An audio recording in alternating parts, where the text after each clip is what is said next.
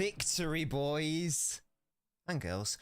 Finally, Manchester City can say we have a win against one of the top 5 teams of the Premier League this season. I only took until match week, 30 or whatever it is for that to happen. It's better late than never. And hopefully, we still play one of those teams in Tottenham Hotspur. So hopefully, we will be seeing a similar situation. In fact, I don't even know where Spurs are on the table. But you get what I mean. You get what I mean. Hello, guys. Welcome to the stream. Welcome. We're going to be discussing quite a lot today.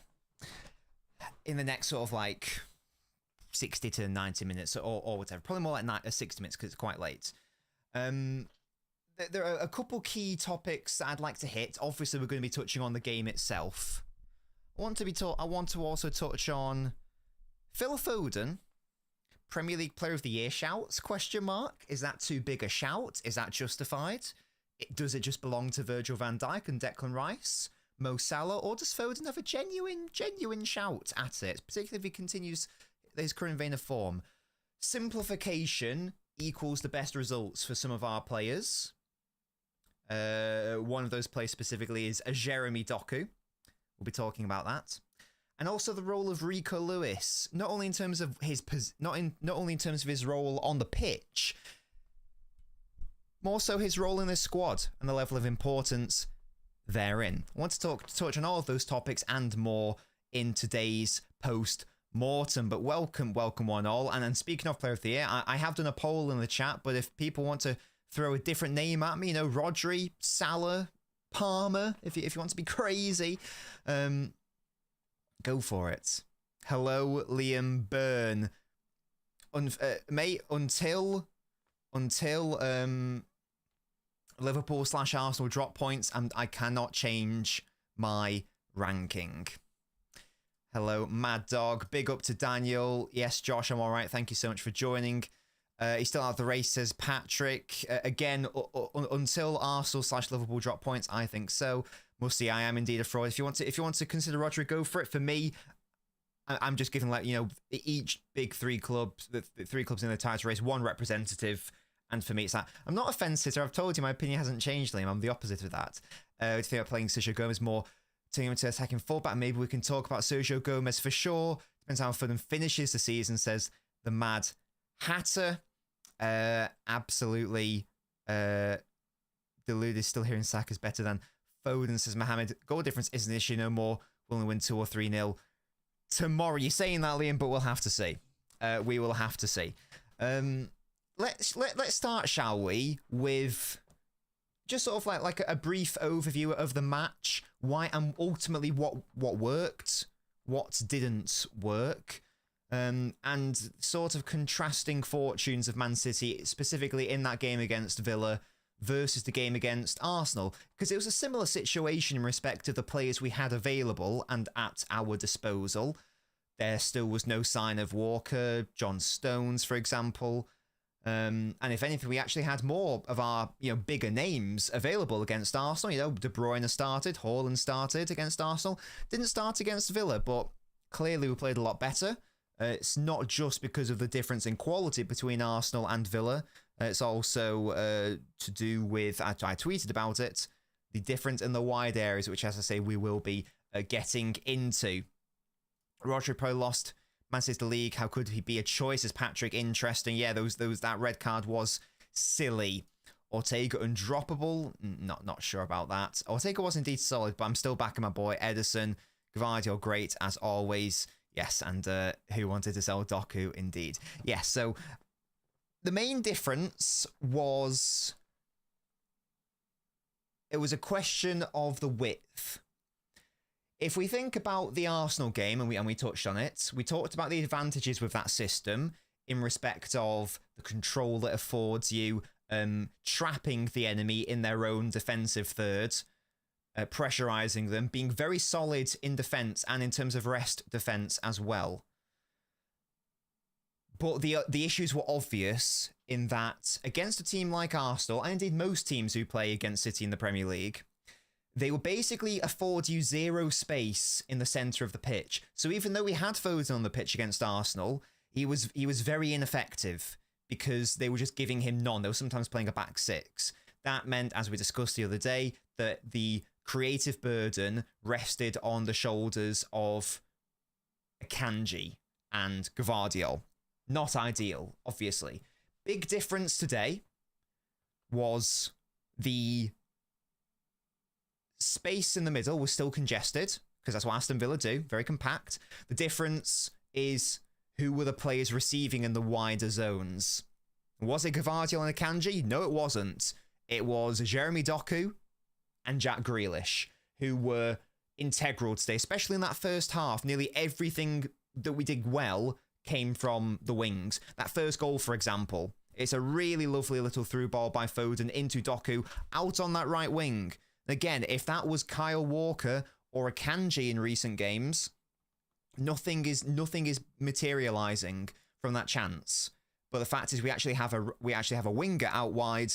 Ball comes in. It's a fantastic finish by Rodri. Likewise, I know a goal didn't directly come from it, but Grealish was causing absolute chaos on that left wing today. Once again, Gvardiol was very good against Arsenal, but he was not effective in the same way. That was the main difference between those two games, and it was so good to see. But we saw the advantages of that system. We also saw the disadvantages, though. That first goal, for example, is by Aston Villa. Yes, I question the defending because it was bad. You shouldn't be getting opened up by a really easy 1-2 like that. But the reason that whole chance is able to materialise in the first place is because you don't have Gvardiol and Akanji out wide. You do have actual wingers out wide. So it does mean it's easier for you to get hit on the counter-attack. So it's give and take. But we're now at the point of the season where we all know this. City have to win every single game. City can't afford to be blunt for 90 minutes and ineffective and non-penetrative for 90 minutes. We're going to have to throw caution to the wind at some point and play a little bit riskier. And Mad Hatter raises a good point here. Roger was exposed, and you're absolutely right. Now that's not necessarily a given with this system. It's certainly a more likely consequence of it, though.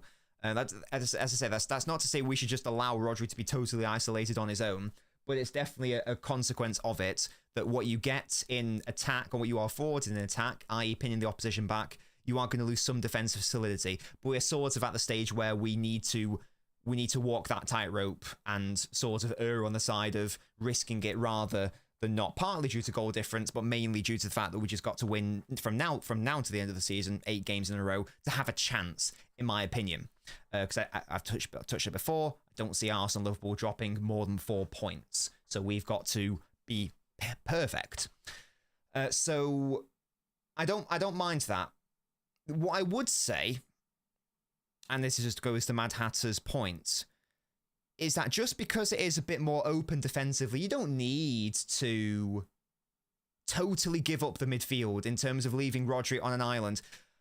I thought that in terms of our outfield players, I thought there was one outlier in terms of like someone who didn't play badly, but I question their positioning, I suppose. And it's been a common theme when he's played in that sort of double pivot with Rodri / out of possession and whatnot. And it's the positioning of Bernardo Silva, and it's becoming a big concern of mine that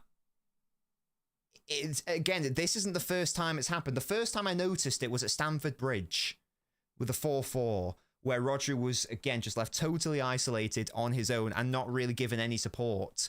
And it's a similar sort of vibe. He's not helping out Rodri enough defensively. He's not really getting back quickly enough. And I'm not saying it's like a sort of effort or aptitude issue. I'm just saying that maybe it's like a lack of awareness situation. I do think that maybe the balance might be, instead of Bernardo Silva in there, if he continues to do that, and Amar said it actually might be to just field Kovacic or Nunes, because you've got, if we take that team in isolation, you've already got quite a lot of creativity going on, like in respect to Foden and Doku. So you don't necessarily need the Bernardo Silva in there. And Bernardo Silva's not necessarily that creative in his own right. If you're not going to play Bernardo Silva outright from that at right wing from now until the end of the season, I might be minded to just not play him, to be fair. Because, as I say, his performances haven't been ideal. I'm not saying drop him entirely. I am saying that if you are going to play him, right wing, probably. The instruction, maybe the instruction given to overlap the left wing. Maybe that is the case, Lego. Maybe that is the case. But I just feel like it happens. It's happened too often and too frequently for me to ignore it. And as I say, it's not just this game. The first time I saw it was at Stamford Bridge. It's definitely happened a few times this season. And you don't really see that exposed as much when Kovacic is there, but he still offers really solid on-ball play. So maybe that's a potential thing. Maybe. Ortega to start the rest of the season's games. I thought Ortega played very well, but again, I don't think I can be convinced that we don't need Ederson's brilliant distribution and ball playing. Matt says, big up, print the spreadsheet and send it to Pep regarding Foden. I will update it after this game. Yes, indeed. Yes, Adam. I think Foden has 10 and De Bruyne to be an impact sub in particular games. And we'll get on to De Bruyne in a minute, don't you worry. And the rest therein. Jack says, shush, love that from our moderator. Hello, Justin.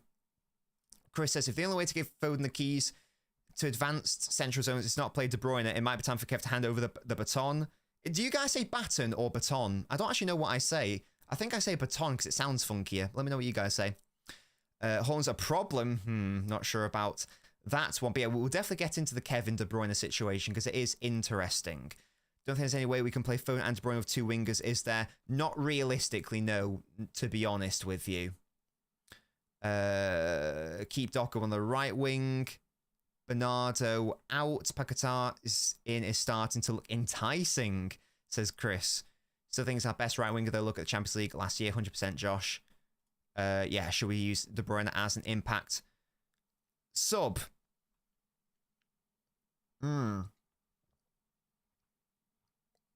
That's some good water. Yeah, on De Bruyne, because obviously De Bruyne's not been playing that good recently, and we talked. I think it was a show this morning, wasn't it? In fact, we were talking about the potential new role of De Bruyne and how he could be better utilised. If and I sort of posited the idea that you could either play De Bruyne slightly deeper, as he did against Newcastle at times. You could even just like shove him out to the right wing at times. That could also be an option. But if Foden keeps playing like he does, and if I don't know if this is true, but if the presence of De Bruyne it takes anything away from Foden in that respect, then the solution does need to be identified, and that might be to utilize De Bruyne in a very different way. Why not try him a little bit deeper? Why not try him a bit more out wide instead of trying to let him take on some of the zones that Foden himself wants to occupy?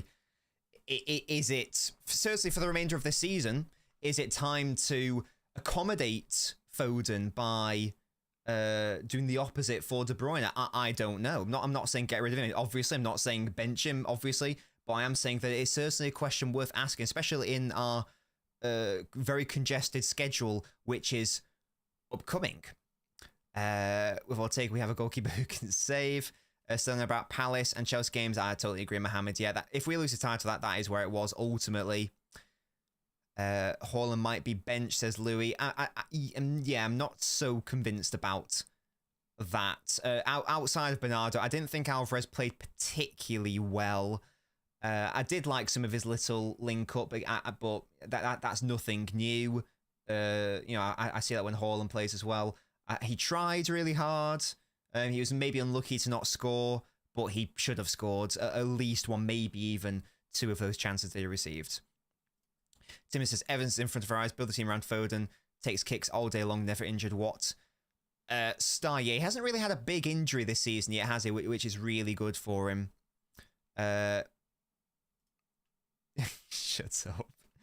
Shout out Gvardio's looking very confident, taking his chance. Yeah, Gvardio's been fantastic. He needs to be performing with Ake's injury. The rest of the team, the defense looks solid. outside of that weird defensive lapse, I thought in general the defense looked solid. We did concede a couple more counterattacks than I would have liked. Again, that sort of comes part and parcel with the system, part and parcel with, like, we've touched on the Bernardo situation and the Rodri situation. Outside of that, I thought Gvardiol was really good, Diaz good, Akanji good, Rodri's Rodri. Like, of course, he's brilliant. Rico Lewis. This was a big game for Rico Lewis. He had to have a good game today.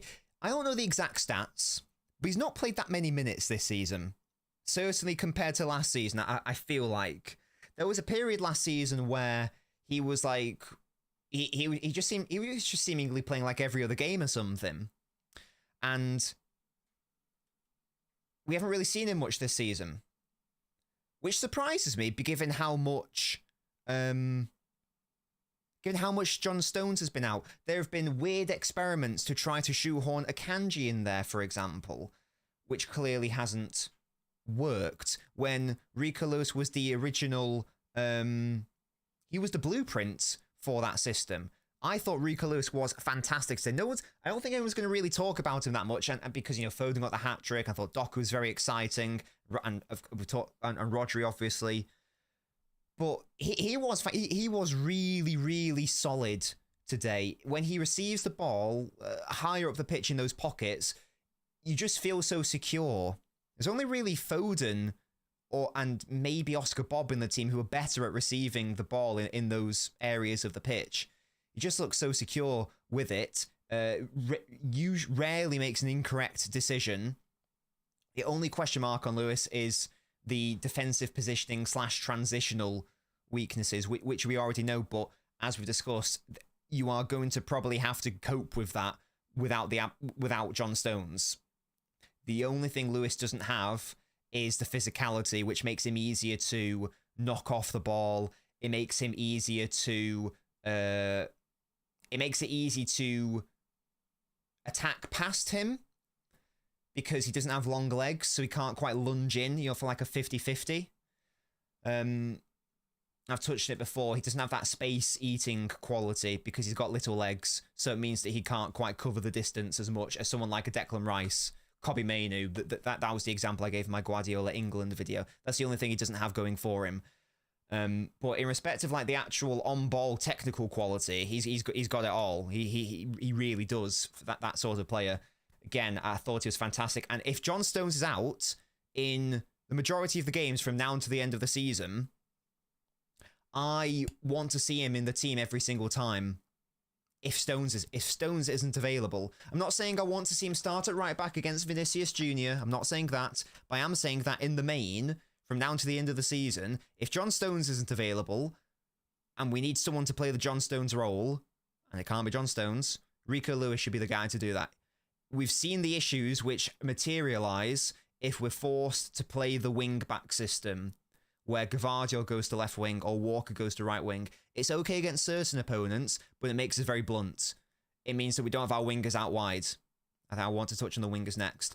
So it's crucial that we get a defender into midfield. I don't want Akanji doing that. He needs to be at the back. So Rico Lewis has got to be that guy. Lego says, is there any chance of Rico growing a bit more? He's still very young. He is, but I do feel like there's not going to be this massive growth spurt when he goes to like 6 foot tall. I think he's only 5'7", and he's got quite short legs. Like, he's not going to get massive limbs in like the space of, you know, like a few years, sadly. But again, Rico Lewis with Declan Rice's legs would be like borderline the perfect midfielder in that for what he is as a player. I don't think that's an exaggeration. I'm going to make a comparison. Kobbie Mainoo has got a higher ceiling than Rico Lewis purely because of his body. Rico Lewis is a far better player in terms of actual on-ball qualities, but the issue is that Mainoo is taller and has longer legs, and that is a big difference in those areas of the pitch, because it means that he's got the advantage in respect of covering ground and, more importantly, winning duels. Lewis can't really compete with that. That's why Mainoo, I think, will eventually become the better player. That's my thoughts on that. KB right wing would be okay. It would be interesting for sure. Wait, who's playing with a fracture? Second City Saints, you are incredibly generous. Thank you so much again for your very generous super chats, mate. It really helps me continue to make content for you guys, and it makes me go bald as well. Foden, 31 goals and assists. Bellingham, 30 goals and assists. I guess who they want to give the Ballon d'Or to. This is insane, crazy what marketing can do. Yeah, we will touch on Foden's Player of the Year shouts as well for sure. Alvarez missed chances. That's why he didn't play. Well, I didn't say he didn't play well. But I'm saying that he could have been better. Musti says Haaland scores 5 goals in that game. Rico oozed Rico oozed with class. Totally agree with that. Rico has to be the Stones backup. Yeah. Just got here. Jack played well. Yeah, we'll get onto the wingers. Him Bernardo had a nice link up. I see more City fans criticizing him out. What? What? Who's criticizing him and why? What game did they watch? Whoa. I like Doku. Whoa. Where's this come from? J&E Red. I really like Doku, as we'll get on to. I think my main critique of him has been he's clearly not ready to be starting in the biggest games. That's what I've said. Crazy. Rico's problem that John Stones exists. City will buy Branthwaite to be the new Stones. If given encouragement, it's difficult to envisage Rico's long-term role in the squad. I don't see him being a right-back long-term. I think he's just going to be turned into an out-and-out midfielder maybe, but it would be great if he could just grow, man. Can he just grow? I'm not the only person who thinks that, by the way. Pep has literally gone on record and said that if he had longer legs. I agree. Again, it's the dual winning. It's the covering ground that's the issue. Yeah, I like Doku a lot, guys. Go watch my analysis video on Doku. I really like him. But yeah, let's talk about Doku then, shall we? But before we get into Foden, because obviously Foden is like the main event. He is the main event. Un momento, por favor. Yeah, wingers.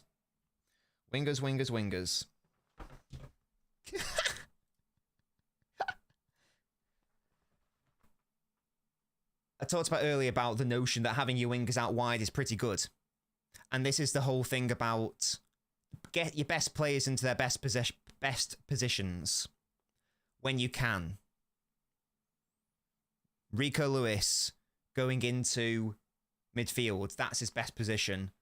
Certainly in the absence of John Stones. And I totally agree with this. And I've said this many times. And this is why it was crazy to me. I went on Corrupt Judge Mo's channel after the Arsenal game. And we started to talk about Doku. And I said, yeah, he came on, he did good. He obviously struggled a little bit. And Mo said, oh, but you can't properly judge him because he was being played out of position on the right. He played more so on the left this season. But my retort to that was, he's definitely better on the right. 100%. 100%. I know that he had some very exciting performances for City on the left this season. I actually know that, you know, in like the opening games, Pep started him on the right and then moved him over to the left. But this is, I mean, he's two-sided, but 100% he's better on the right wing. That's where he was best at Rennes. And the reason why I think he's best on the right is because, especially in his first season, is that this is a player who's still got a long way to go. And there's nothing wrong with that. But he's got a long way to go. Of course he does. It's only his first season and he's a child. He's like 21 years old. He's a baby in a new system, in a new league, in Pep Guardiola's team. So he needs all the help he can get, basically, from like the manager, from the coaching side of things. Now, is it easier for a right-footed winger who loves to dribble to play on the left or play on the right? Which side of things is more simplified? Obviously, it's the right. Because all he's got to do realistically is beat his man, and suddenly you're down by the byline. If you look up, You can, with your stronger foot, you can pop a cross in. Low, high, whatever. It's a really simplified way, or it's a really easy way to simplify your game in that respect by just popping you on the right. If you go to the left, then not only do you probably need to think about potentially cutting in on your right foot to be a shooting or passing opportunity, there's also the potential to go down and then maybe be a threat with your left foot. There's a little more going on in that respect. And again, I think that at this stage in his career, we need to be almost holding Doku's hand in a way. And as I say, by simplifying it for him and making it really, really clear and straightforward what it is he should be doing in this team and what his role is. And popping him out on the right does exactly that. And we saw that to great effect today. Again, the first goal, perfect example of that. Picks at the ball, cross it in right foot, assist. Throughout that game, throughout the first and second half, picks at the ball, beats his man. I think it was Digne, wasn't it, for Villa? Beats his man. Suddenly, he's won the 1v1 situation. And suddenly he's in another really good passing or crossing opportunity. He should be exclusively played on the right wing from now until the end of the season if he is going to play. Sometimes in specific examples, you can play him on the left. I don't think that's an issue. That's fine. But for the most part, again, we need to help him out as much as possible in this new league, in this new system. It also means that Jack Grealish can obviously play on the left. And I remember sort of towards the start of the season, lots of people saying, can they coexist? Grealish or Doku. I kept saying you can play them both. You can play them both in the same team. It's not one or the other. It's not a zero-sum game. They can coexist quite easily, not only in terms of the same squad, but the same team. And Jack Grealish today, fantastic. Someone early, I think it was Greg, said that people have been criticising him. Who on earth has been criticising Jack Grealish for that game? He was brilliant. There is no way that these people are watching the same game as me. I must be tuned into, like, the red button or something. I don't know how anyone with functioning eyeballs can watch that game and come to the conclusion that Jack Grealish is a problem, is a waste of time, is a waste of space, is a negative impact on the game. Nearly every single action he did today was spot on. Whether it's slowing the game down, whether it's speeding the game up, whether it's driving into midfield, whether it's laying it off for someone else, whether it's winning a foul when it's needed. I do agree with this, to be fair, Musty. He does need to shoot more, and that's 100%. I do agree with that. Maybe that's just like a confidence thing because he only just come back from injury. He doesn't want to mess up. I don't know. So I do agree with that. But outside of that, in general, fantastic, brilliant, really good, really happy with the performance. We just look so much cleaner and better and more fluid when this man is on the pitch. And it really, I'm not happy this season has happened so far because obviously as it stands, we're not winning anything. But I'm sort of happy in a way because those idiots who said last season, those morons who said last season that you could take Jack Grealish out of that treble-winning team and they still win the treble. The people who said he's like the worst player in that team, he's the weak link and da-da-da-da. I really hope those people can shut up now because he's proven his worth to the power of 10. It's insane how much better we look with him in the team. And is he perfect? No, I totally agree with you guys. He needs to shoot more. He needs to just... Because he gets into decent positions when he cuts inside, he earns himself half a yard. He just needs to try to float it into the top corner and go for it. One of them will go in, or maybe you force a save, you get a second ball. So I agree, he does need to shoot more. But in general, those people need to shut up and think about what is he offering the team and go, why is it that our best performances this season have been when Jack Grealish is on the pitch? Even against Arsenal, I know we weren't particularly that much better when Grealish came on, but we were still better comparatively. So those people need to shut up. I hope they are silent now, and hopefully Grealish is going to get a little bit more respect. Clearly not, because Greg said that people are still complaining about him. But outside of that, yeah, it's a thing. Amar, thank you so much for the super chat. First name I'd look for last season, so important. 100%. That is a brilliant super chat. Thank you so much. And you made Evie dance, and you made me bored. Lovely, lovely. Yeah. Hopefully we're all civilized football fans. We can all appreciate what Jack Grealish offers. If you don't watch Man City and all you do is watch Match of the Day or highlights, you probably won't get the Jack Grealish hype. But if you actually watch full 90s consistently, you'll be like, ah, that's what he's doing. I see. It's due that he slows the game down despite that's what we need. Exactly. Sometimes we need him to slow the game down. Sometimes the game's getting away from you. Sometimes you need to win a cheeky foul. Sometimes you need to rile up the opposition. So take a better keeper than Edison? No. Although I do like Ortega a lot. Respect the way I say wingers, man. We put Doku to play on the right. I totally agree. We just need to win tomorrow to go back top, says James. Are you a Liverpool fan, James? Yeah, don't worry. You'll win tomorrow. Don't worry. Yeah, agree, Mohammed. Every single game I watched of him at Rennes, he was better on the right. Chris has only seen Pep said Doku needs to learn how to play on the right for us as we need it. He wouldn't even consider it. What do you reckon he's learned to now be getting games? There. What an interesting comment. I didn't even realize Pep said that. Pep said Doku needs to learn to play on the right. And you are right, because you are correct, because he did try to play him on the right early on and he just shoved him out to the left. I wonder if it was a question of decision making. Doku was too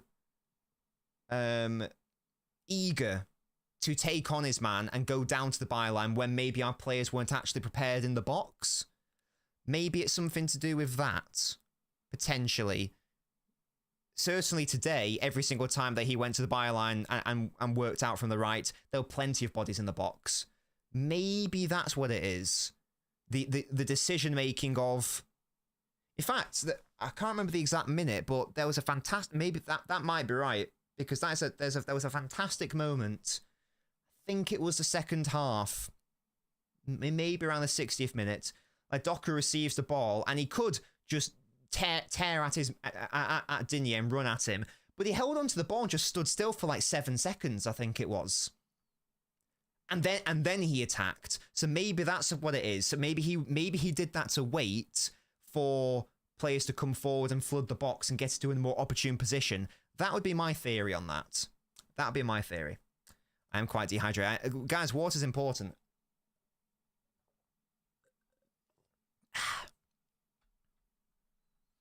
I was happy with Grealish. Didn't do anything, but also did what we need. Yeah, I thought Grealish was really, really good, to be honest. People understand football, think if a player doesn't score or assist, he's played badly. Yeah, Colin, and this is why I always push back on the whole, look at his GA. That's why he's had a great season. Shut up. Shh. Shut up.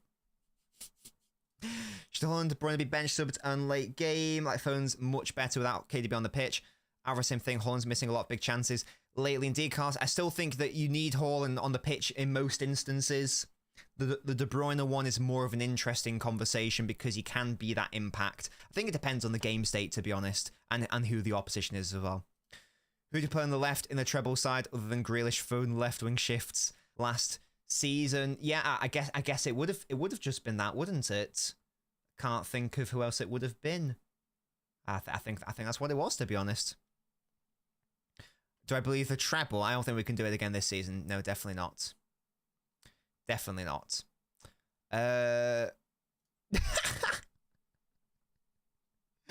Yeah. How do you get it so you get chats up and put everyone's exciting screen? Because I'm a god, Rob. That's how. Oi, respect Evie. Big up to you, Timmy. Roger, Player of the Year, says Frank. Maybe. Well, shall we have a chat now about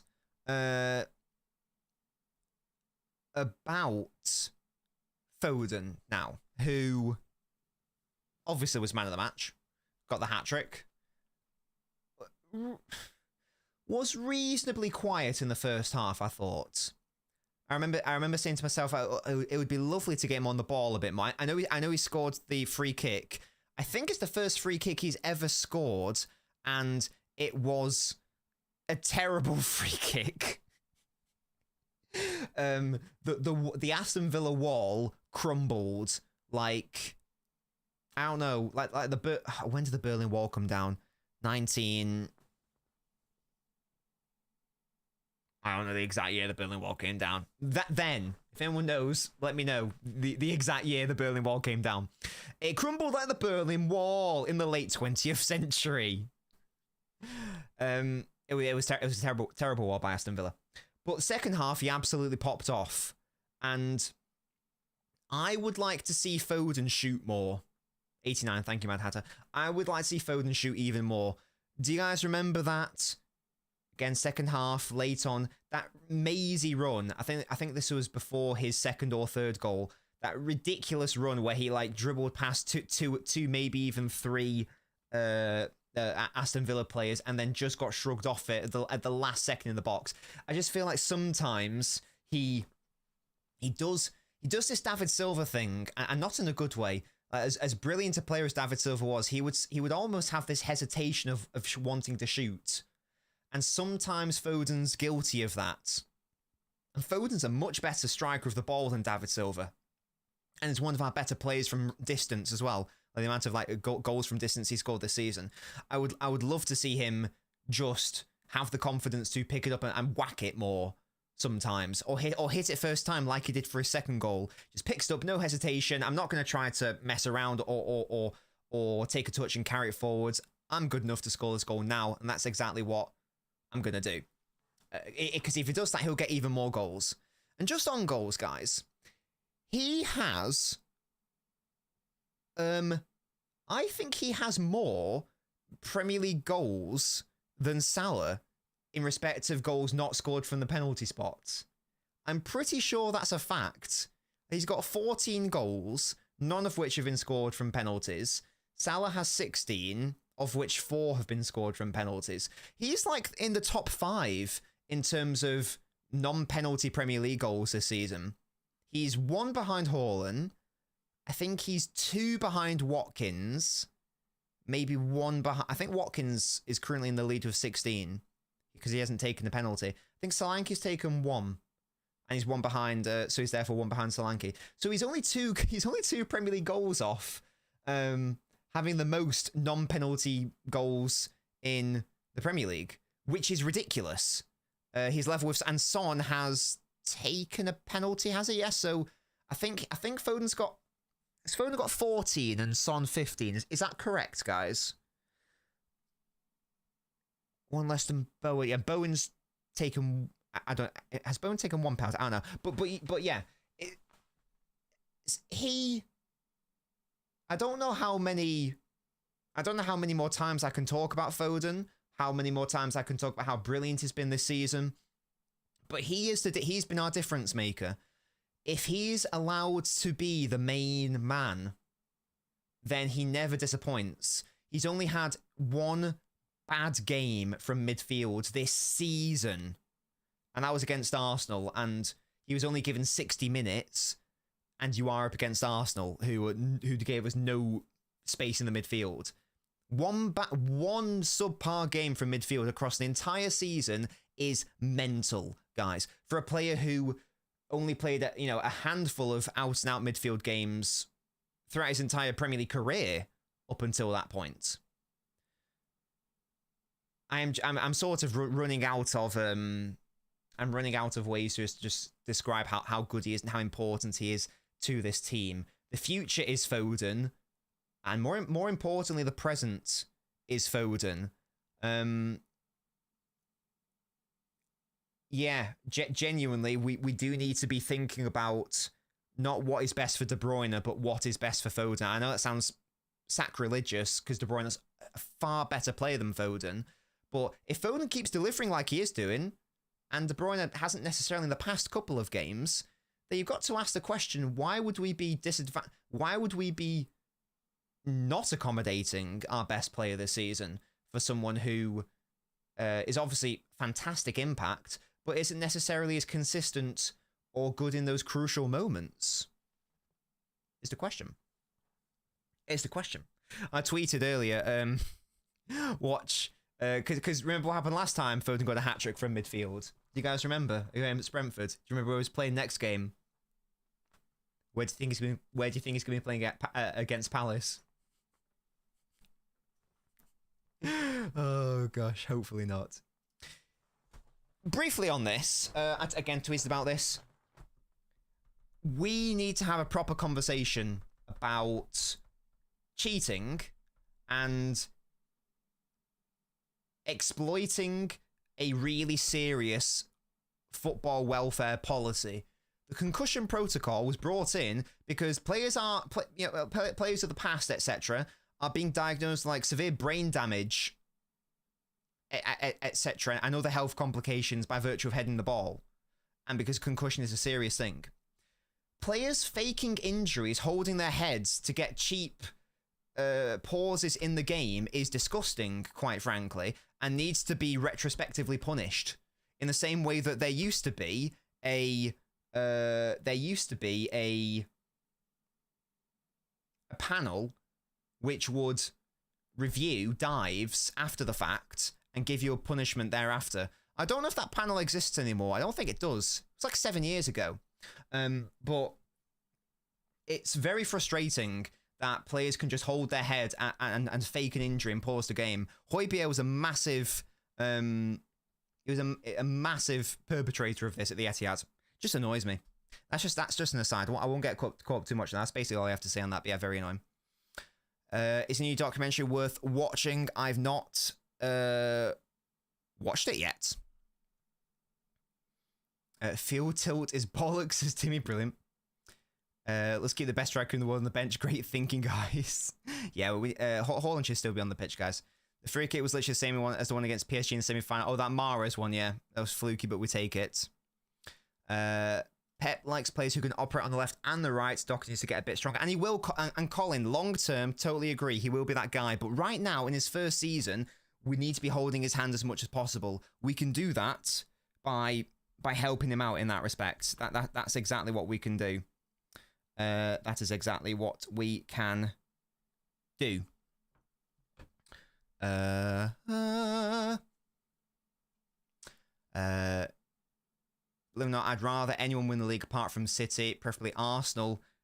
Well, you're a United fan, Rob, so that does make sense. I liked Alvarez playing that false 9 role, moving in around the box, generate overloads. We move there or allowing 1-2 players. He only needs some finishing. Yeah, and he could have had a couple of goals today, 100%. But I'm not going to get too caught up on him. I thought he played fine overall. Yes, Cal, how are we doing, my mates?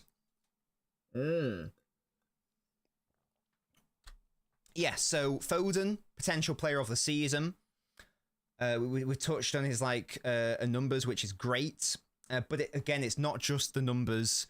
It's just the general influence he has on games. When he's in his full stride, when he's playing at his absolute best, or not, and when he's just able to influence the game, that is when he is in his best moments. That's when City tend to win. And again, one bad game from midfield all season, I would take that in the first season where he's been allowed to play midfield properly. Big shout out to LB, absolute boy. Shout out LBins. I think we'll be doing one of those tomorrow morning. Make sure you are subscribed to LB if you aren't already. FA considering a golden trophy if we get 4 in a row, says Tony. That would be wild. Evening, Andrew.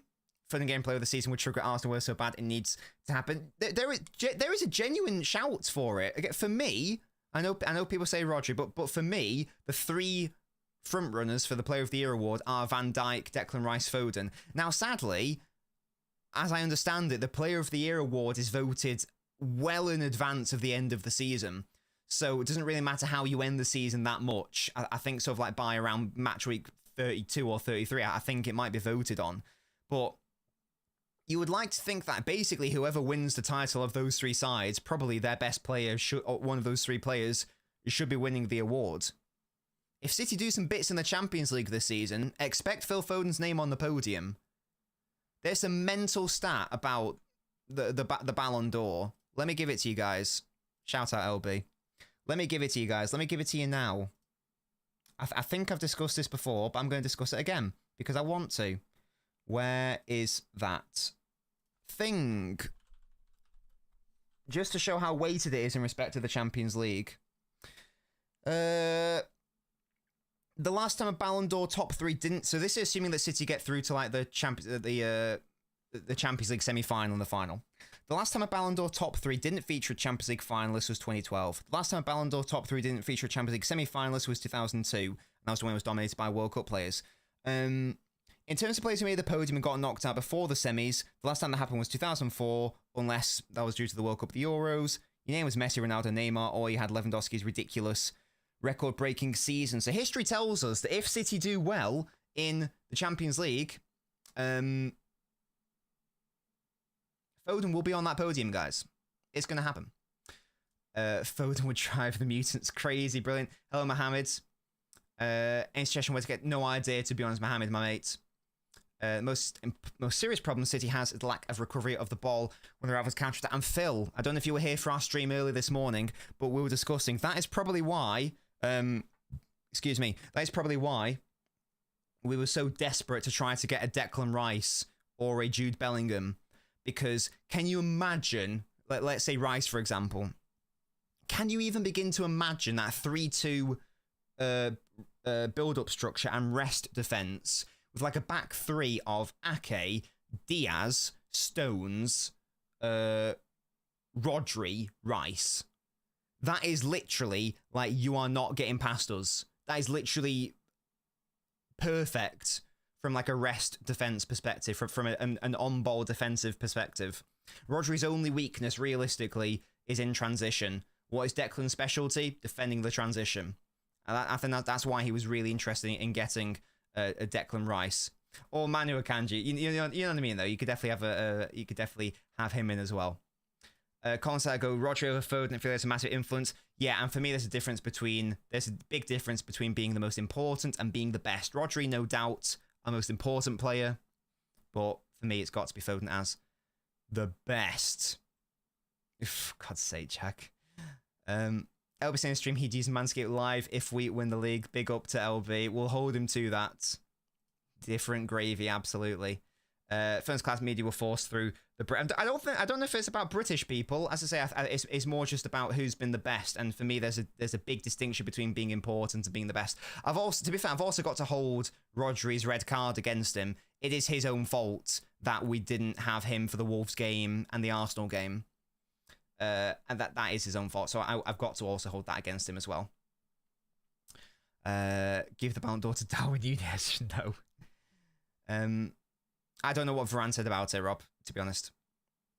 I don't want Kimmich. I want João Neves. He would be perfect, says Andrew. If you are watching the stream, guys, please make sure to leave on the like on the video. Big shout out to LB for the raid. We're now at around 250-ish people.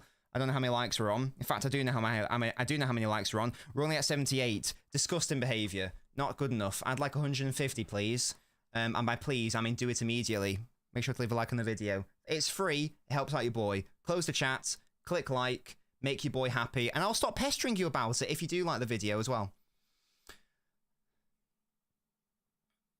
Who is the Ballon d'Or if not Foden? Can only think of Bellingham and Kane. And this is where the interesting conversation comes, because if Bayern and Real Madrid get knocked out in the quarterfinals, it's going to be very hard to justify either one of them on the podium, because again, I read out the last time like players got on the podium but didn't get past the quarterfinals, and it's some very extreme circumstances. And if we're saying that Bellingham should get on that podium purely due to his output, we're now in the situation where Foden's either got as much or more than his output. And I'm not saying output alone should do that. This is the argument of other people. Foden is now in that conversation. You get me? So if we're saying that Bellingham's there because of his goals and assists, Foden's right there. Foden's right there. If you want that to be I don't want that to be the argument. If you guys wanted to be the argument, the Ballon d'Or people, where's justice for the Stockport Iniesta? Do you get me? So that's Foden. Hat-trick hero, classic. We need to see him in midfield as much as we can from now to the end of the season. Of course we do. We need to see Rico Lewis in the John Stones role when Stones is available in general. We need to see our wingers played out wide. I was really happy with the game. Controlled, but still free-flowing and fluid. Long may it continue. We need to see the same. We need to see the same vibes against Palace. We need to keep up that energy and consistency. We did good for the goal difference as well today. +3 on the goal difference. Technically, we've caught up. We're catching up to Arsenal because they only won by 2 goals today. And we won by 3. So technically, we've gained ground on Arsenal. They're only 10 goals ahead of us now. Yeah, only 10. We're probably not going to catch up Arsenal. There is potentially a world where we catch up Liverpool. Just depends on the Sheffield United game tomorrow. If it's like 7-0, then we absolutely pump them. Then they absolutely pump us in that respect. But there might be a potential chance to do that. Just wondering if there's anything else specifically I'd like to touch on in respect of the game itself. Feel free to keep your comments and your questions coming in, by the way, guys, because this is an interactive show at the end of the day. But I think specifically in respect of the game, I've touched on everything I'd like to touch on. Again, I'll repeat, I was happy with Doku. He needs to be played out wide on that right wing just to simplify his game. Foden, again, the midfield, enough said. Grealish, I want him to start every single Premier League game if he is available. I think he might be. Obviously, Rodri's will always be our most important, but Grealish is genuinely that guy as well in respect of importance. And we need to hopefully keep trying to play this shape, which makes it so we aren't blunt out wide, but where we still. But we also need to just make sure we don't leave Rodri isolated. As we did at times today. My take on Gvardiol today with you is great. I can't think of him making an error defensively. Can't really think of him making like any bad decisions on the ball. A little bit quiet today compared to like the Arsenal game, but that's fair enough because he was asked to play a more reserved role. Gvardiol can play left wing, but again, he is a centre-back. We don't really want him to have to be doing that. So I was long may it continue in that respect. Hello, Semilon. Sort of not topic of this video, but Palace is downright horrendous to play against due to being so closed. I think Haaland would be best for that one to get on headers. And maybe, Semilon, maybe that is the sort of scenario where we do just say, where we full send it and we just pop De Bruyne at right wing and we just go, right, mate, pop some crosses in when you can. Let's just be a threat from the wings. Grealish one side, De Bruyne the other. Maybe Doku the other if you don't want to play De Bruyne, you want to give him like a proper rest. But I don't hate that idea at all. But yeah, Haaland definitely needs to come back into the side. Of course he does. He's Haaland at the end of the day. I wouldn't go that far with Alvarez, Craig. That's a little bit harsh. I thought he and Bernardo were probably the worst performers, but they weren't bad. I think that's a little bit harsh. City keepers who is number 1 still Ederson for me. Shut up, Liam. Jack needs to think less and just shoot is the quality of a power shot. He does, yeah, and we touched on it before. That's like the only gripe I have with him is sometimes he does need to be a bit more aggressive. Not in terms of his carrying, that's fine. In terms of his he cuts inside, right, you've created that half yard for you, now shoot. Does hold on to it a little bit at times. I thought Nunes was good when he came on, to be honest. I thought it was fine. I mean, the game was done by them. I thought it was good. Doku did okay, but for me, he's not good enough to play for the team of our caliber. It's early days, ID. It's early days. It's his first season. I think he's doing quite well, to be fair. Our performance is changing my mind. We love to see that, Mad Hatter. We love to see that. And that should be the case. It's fine to be juries out on a player, but then if a player improves, you go, oh, actually, decent. If Bernardo had pace, he'd be the best football player ever. It's such a shame he doesn't. Palace play less defensive compared to last season with their new manager. You're not wrong. This is true, Craig. Let's just keep it fluid, says Timmer. Yes. Right, okay, Liam, what is going on here? Does a run against Ortega help us keep him, or does it make someone come in for him? I'd love it if he stayed, because he's one of the best backup keepers in the world, but he's far too good to be a backup. What's this? Ortega minutes annoy me, not because he's bad, but because of how good he is. He makes the brain rot and the fan base think he should be the number 1. Yeah, he should. Maybe we can touch on the keeper here. It's it's probably fair to say that Ortega's a better shot stopper than Ederson. But is he a better goalkeeper? No. He isn't. Otherwise, he would be the number one. He isn't. As an all-round package, Ederson is superior. You got to remember, guys, Man City are predicated and based on, and fundamentally, they are a team where it is necessary to have basically an outfield player in goal in respect of build-up. The goalkeeper acts as an extra man in build-up. This is how City are able to basically beat every single press they come up against in most instances. Because the opposition can't commit... Because the opposition will commit bodies forwards, but because Ederson is an outfield player in his own right, it means that there's always going to be a spare man. So either the opposition commit an extra man, in which case there's loads of space in behind, and it's incredibly risky to do that, or they don't commit an extra man, City get out of the press easily, City can construct attacks from the back very easily. Now, am I saying Ortega is bad at distributing? No, he's not. He's actually quite good. He's much better than maybe like, at least half the keepers in the Premier League. But the gap between him and Ederson in that respect is vast. The gap between Ederson and any other goalkeeper in the world is vast. And I'm going to disagree with Audialist here. This is not true. This is not true for Manchester City. The goalkeeper's main job is not to stop shots.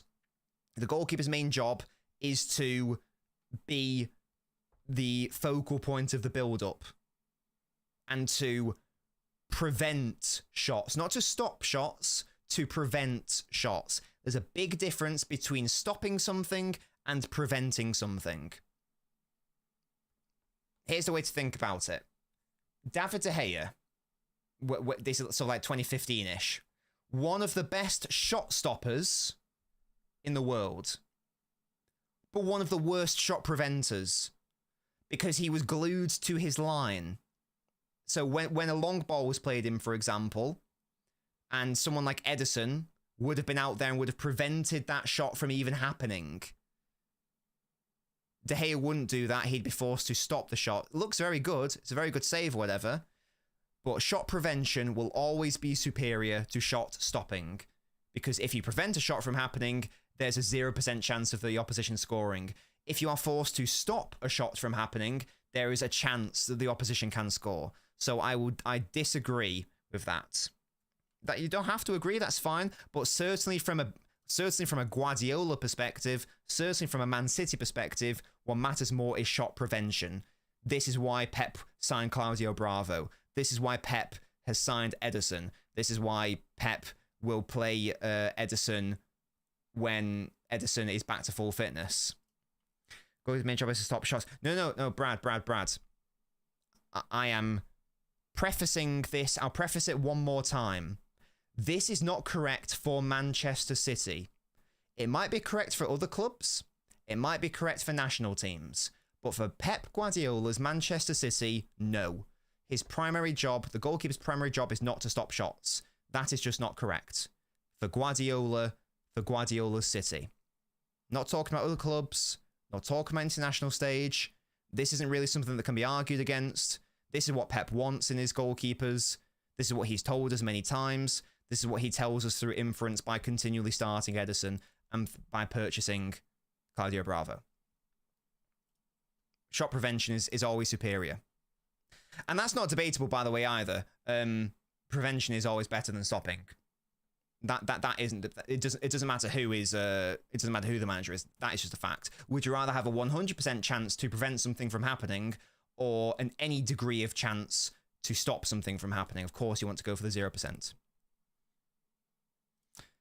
McAllister before Van Dijk. Well, if that's the case, Liam, then I guess Van Dijk ain't winning Player of the Year, and it's between Foden and Declan Rice. Yeah.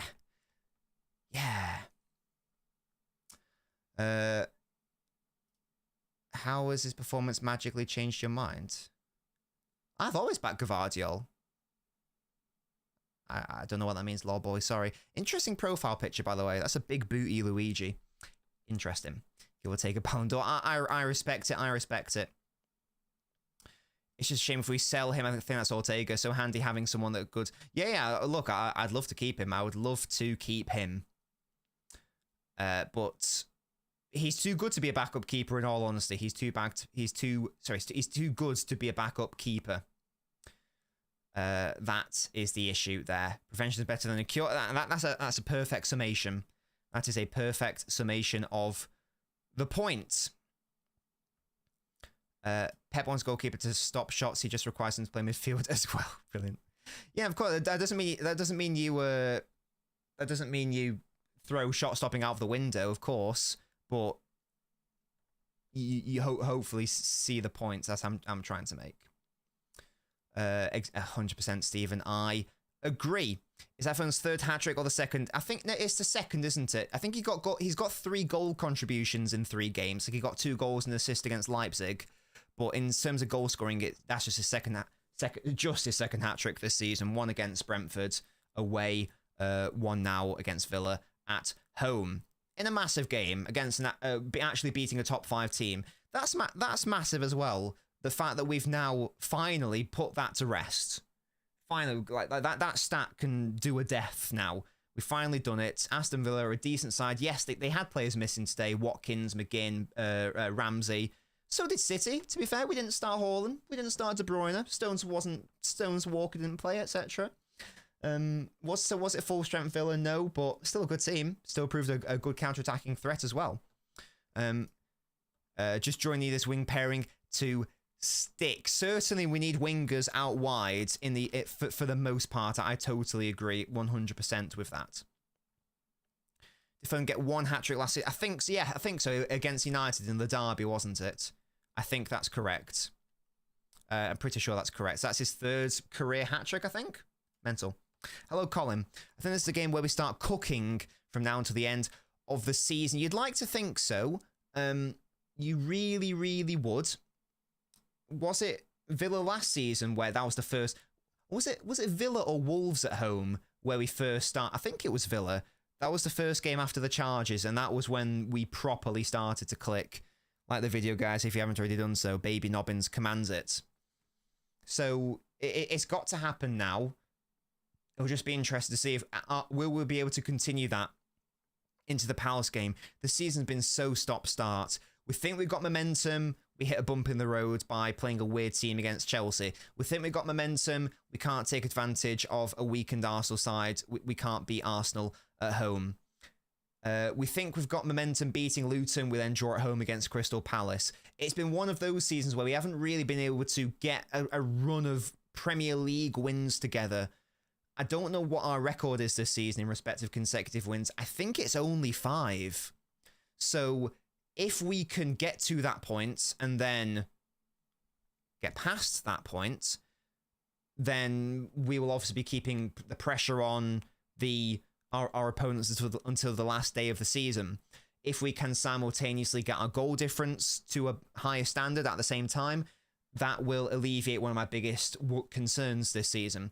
I think Arsenal's probably done. There's maybe a half chance we can catch Liverpool's goal difference, again, depending on what happens in the Sheffield United game tomorrow. How would you get De Bruyne and Foden in the same team? If you not watched my video on that, it's probably my best analysis video I've ever done. After today's stream, it's around a 10-minute video. Go watch my upload. Can Foden and De Bruyne play in midfield together? I'll toot my own horn here. It's very well edited, and you will enjoy watching it. You're not wrong, Mad Hatter. Would you play the same team Saturday? Replace? I think I'd bring in Haaland. Assuming full fitness, I'd bring in Haaland. Maybe again give De Bruyne a bit more of a rest and hope he can come back to full sharpness. So we touched on Bernardo earlier, Lamal, and he has been disappointing. He has been disappointing a little bit. I do think that we shouldn't fear, if we're not going to play him at right wing, we shouldn't fear benching him. To be honest, I love Bernardo, but yeah. Everyone knows you're going 8 from 8 here. Let's be honest, just down to us to do the same thing, which will not happen. Liam, I know you're pessimistic, but we will have to see. How many goals assists do you think Phone will end up with? I think 20 goals and 10 assists. Let's have a look now at the exact stats. So I'm hoping that this will be up to date. 1 second, guys. Let's have a look at Foden's actual data. This looks like it's catalogued the 4-1. According to this particular website, he has, this season, 21 goals and 9 assists. That is according to this particular website, which I believe is correct, because I'm pretty sure it uses Opta assists rather than like rebound assists. So this is the most accurate we're going to get, I think. In the Prem, he's got 14 goals, 6 assists. So he's got 30 goal contributions altogether. Is that on Transfermarkt, though? Because Transfermarkt uses different metrics by which it measures assists. A Transfermarkt assist isn't necessarily a true assist because it counts things like deflected shots as assists, that sort of thing. Exactly, Jack. I'm not giving free promo. Hell no. If they want to pay me, that's fine. But hell no. Do you think Spiderman's fouled on Villa's goal? Nah, I don't think so. I think it just needs to be a little bit more assured there with the ball, to be honest.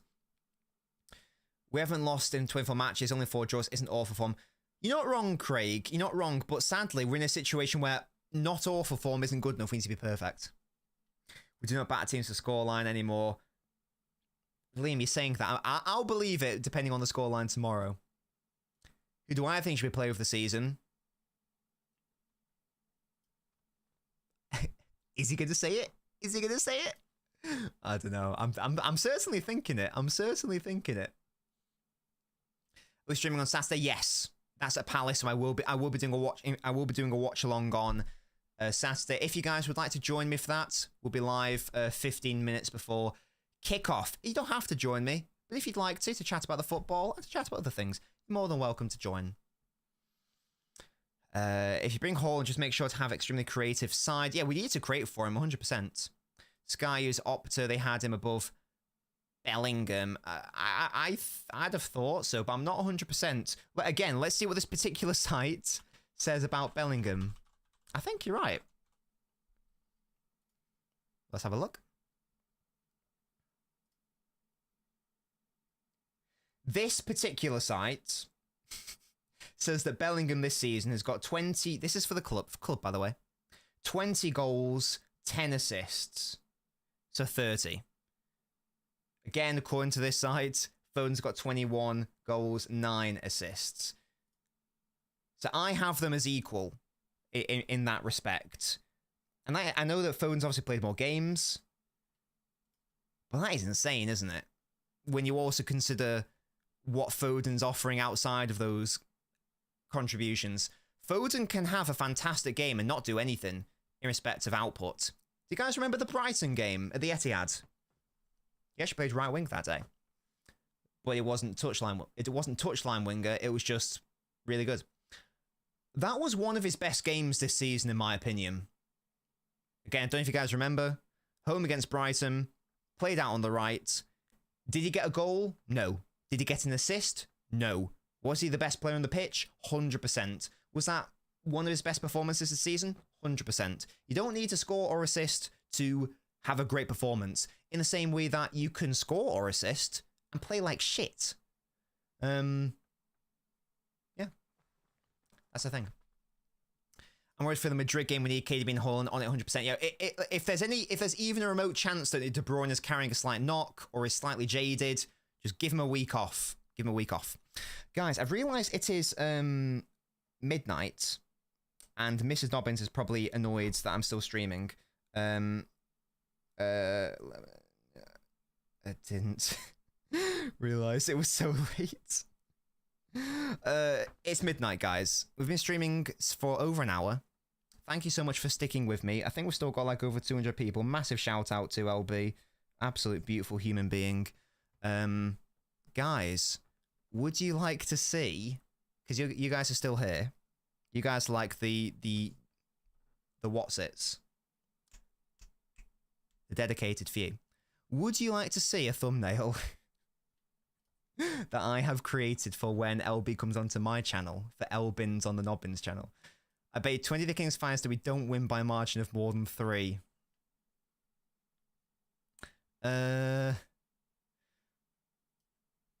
No. No. I don't like that, Liam. I don't like that. Sometimes bedtime, indeed. But yeah, so anything else to sort of, before I show you that thumbnail, anything else to sort of round off? More likes, by the way. Get more likes, please, guys. Make sure to like the stream if you're enjoying it, either watching live or on the replay. Go do it now. There's 240 people here, and yet we're only at 120 likes. That is not good enough, quite frankly. Likes are free. Do it. Yeah, anything else to talk about? I don't think so. If anyone's got any final questions, please let me know. We will be... Actually, that's one. Would you guys like to see a further solo show on Friday evenings, starting at either 6 PM or 7 PM British time? Let me know, because I can definitely do that for you guys if you enjoy it. It's touchline talk, like we did this morning.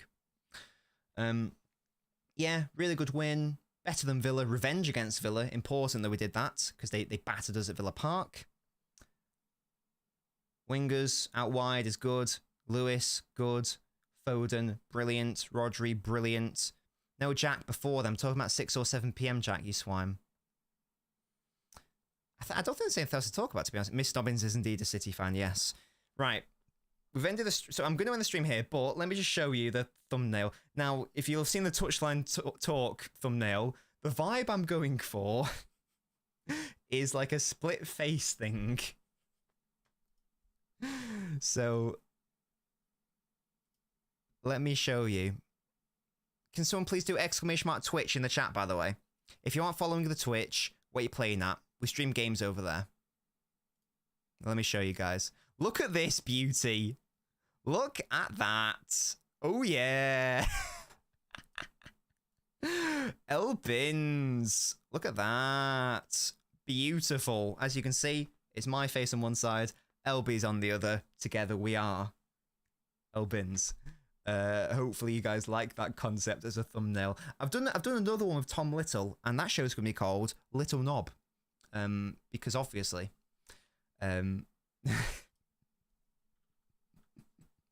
Hopefully you guys think that's funny. It's like the movie Face Off poster. Yeah, it's and I was definitely learning how to do a half is used 3 times. Yeah, Liam, I have. I mean, I haven't learnt how to do it. All I've done is I've just like got someone out, got someone's face, got another face, and put a line down the middle. That's literally all I've done. Thank you, Toad. Are you to graphic design? Yeah, guys, I do all my own thumbnails. I was very flattered, actually. Someone actually asked, another content creator said, who's your graphic designer? I was like, oh, I don't have one. I do it all. So I'm happy you guys like it. Guys, I'm going to leave now because it's past midnight and Miss Nobbins is probably really annoyed at me. I will be back on LB's channel tomorrow morning, but I'll also be back on my own channel, so later in the week, and on Twitch. Follow the Twitch if you haven't already done so. The link was provided for you by the Stream Elements bot. It's the exact same username as this. It's just more of this, but specifically gaming, like Football Manager. You'll enjoy it. Twitch accounts are free if you don't already have one. Go follow. Thank you so much for joining me, lads. Enjoy the rest of your evening. Big up the city. And I'll see you all next time. Thank you all so much for the support and the super chats as well. Love you guys. Bye-bye.